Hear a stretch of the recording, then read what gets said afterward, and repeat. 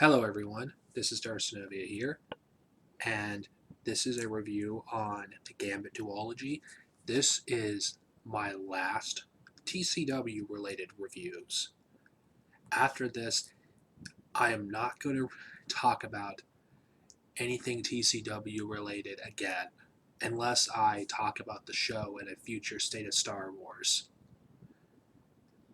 Anyway, it's been a long time since, you know, I've last talked about, a TCW novel. And to be honest with you, the reason why is these books are horrible. Now, when I watch Matt Wilkins reviews on these, because I don't agree with some of the stuff he said on Republic Commando. So I thought, you know what? He was wrong about Republic Commando. So he could be wrong about these. Oh, was I wrong? Now, what makes the Gambit duology so bad? Well, to be honest with you, none of the material really is really any good that's tied to TCW. The only one that was really good, I would say, is Wild Space. Despite Wild Space having continuity problems due to it being, written to be in the beginning of the Clone Wars, which made the entire multimedia project from 2002 to 2005, cramming most of it in a few weeks. No Prisoners, which it was the last Karen Travis novel, was pretty bad too. It was completely forgettable. Now, why are these the worst of the bunch? Well, No Prisoners, as bad as that one was, really, it was a shorter book. I mean, it was like 224 pages, so you can basically breeze through it easily. These are almost 400 pages apiece. And another thing that makes these bad is the story drags on and on and on and on. Did this story need to be two novels? No. You could have cut out most of the fat from both of these books and had one decent book, because there is some good material in here. I do like the Darths, the Palpatine scenes and the scenes with Obi-Wan and Anakin, but that's pretty much it for the positives. I mean, it just feels like there's so much fucking filler. It just feels like Karen Miller was just writing these books just to publish something. These weren't really published to tell a story. And there's some continuity problems too, like Obi-Wan having another love interest. Okay, I don't expect everyone to have read Secrets, of the Jedi. I don't expect everyone to have read that, to know Obi-Wan had a love interest, Syria Tachi. I mean, it's like one book where you know that Obi-Wan did have a love interest. So, okay, I might be able to let that one slide.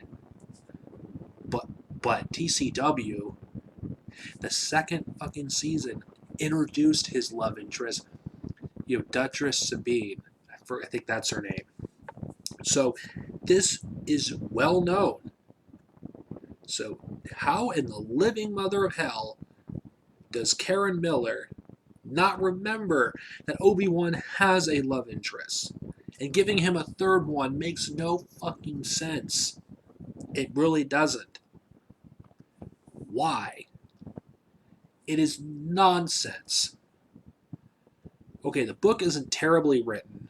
I talk about because it's a book that's not hard to read. It's boring.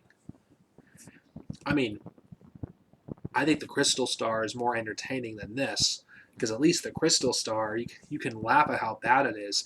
This is just boring. It's like, did we really need to have 2 books dedicated to this? It's like, okay, another issue I have with this novel, which is a issue I have with the other novels. It feels like these people do not know what to do with Ahsoka. And okay, I'm not a fan of Ahsoka. Her character didn't need to be in this book. It's like Karen Traviss and Karen Miller are, invent reasons why Ahsoka and Anakin can't be together. I forgot Ahsoka was even, in this story because how little she's featured in it. Like the first, quarter of this book is his, having Ahsoka get injured, so to give a reason why Anakin and them can't be together. Of course, the planet they go to, the population's hostile towards aliens, okay. But still, why do you have to do this? And giving Obi-Wan a love interest again. What was the point? It doesn't serve the story. You could have cut that subplot out, and it would have been the exact same. What does this add to Obi-Wan's character? It just makes Obi-Wan look even worse. Like, okay, he's a womanizer that's not willing to commit. I mean, he won't commit to Sari Itachi, he won't commit to Desert Sabine, and this other chick, who her name escapes me,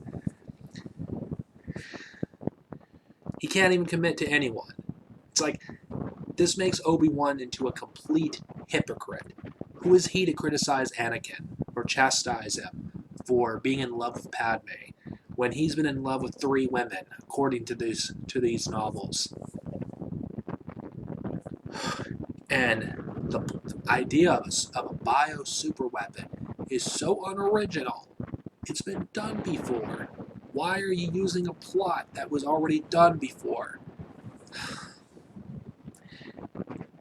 I'm just going to say it like Matt Wilkins said it. These books are cash grabs. What do they add to the Star Wars expanded universe? If you remove them, nothing changes. At least with Wild Space, which was written by this author, and I'm going to bring this up, at least it can explain how Obi-Wan and Bill Organa became friends. Even though there is some serious continuity issues, it was a good story. And it added more context on why Obi-Wan and Bill Organa are such good friends. Yet these 2 books don't do that. Now, the only other positive I can say is at least the 5 books in TCW, don't contradict each other. I mean, these don't contradict, the EU nearly as much as Wild Space does, but giving Obi-Wan another love interest was stupid. Obi-Wan had a love interest with Sari Itachi. Why are you doing, a lover that's, going to die again? I mean, Sari Itachi died. This chick died. And now Duchess Sabine died too. It's like all 3 of his love interests die. How original. It's like, wow.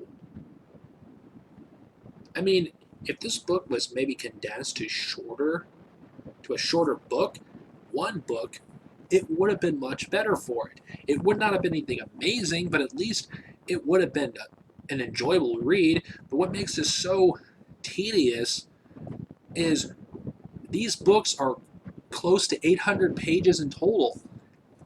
This is not the kind of story that needed to be that long. And I am going to say this, I've read a good chunk of the expanded universe, a good chunk of it. Good stories don't need to be insanely long. They can be really short stories. Now, this has the opposite problem of Wilds. of, No Prisoners. No Prisoners' problem was it was pasted like shit. There was no breathing room for, the characters or the story, so you didn't really had a chance to really absorb yourself into the story. But this has the problem of it being so fucking long that you just want it to be over. Like, you have an entire book of Obi-Wan and Anakin stuck on a planet that they went to in the first book. I mean, you could have cut the first section of the first book out, and probably a good chunk of the second half as well, and have the first half of the first book, them, with the ending of this book, and then have the rest be in this. Sure, it would have been like probably it probably would have been 400 or 500 pages, but at least it would have been a lot more, unnecessary stuff that would have been cut. I mean, both books have pointless filler. Like, Ahsoka doesn't need to be in this book. Neither does Rex. Obi-Wan didn't need a love interest. She could have been cut and nothing would have changed. It's like, this story is pointless. I just cannot tell you just how bored I was. This was boring. And I can't talk about this anymore because I have nothing else to say. This book sucks. Don't waste your time. In fact, I wouldn't waste your time with any of the TCW novels. The only one that's worth anything is Wild Space. The rest, you could just take it or leave them. Avoid these. I feel like I wasted on my money on these, plus the audiobooks, which I didn't even finish reading them. I just listened to the rest of the second one on Audible because I just wanted to read something better. So no. I am done with TCW. It's fucking over at last. Next time.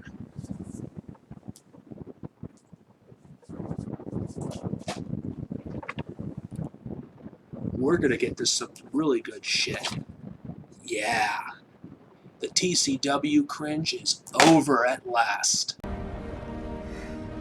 It's done. Yes, Mr. Frodo. It's over now.